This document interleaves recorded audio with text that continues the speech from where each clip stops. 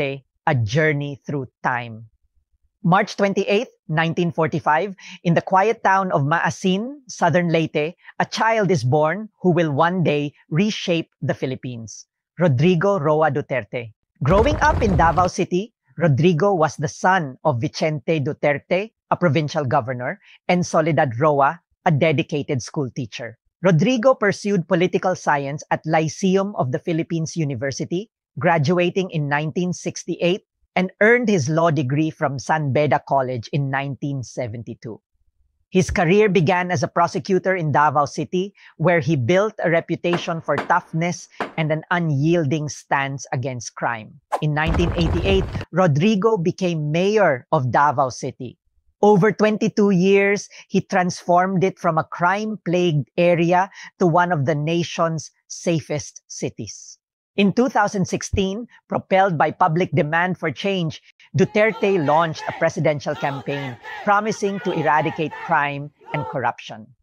If I become the president, I will order the military and the police to hunt down the drug lords, the big ones, and them. President-elect Rodrigo Roa Duterte.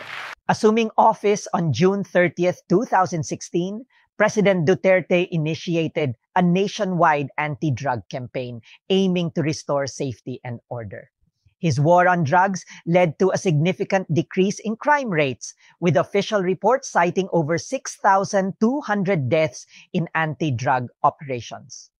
Despite controversies, Duterte maintained high approval ratings, reaching 91% in September 2020, reflecting public support for his policies.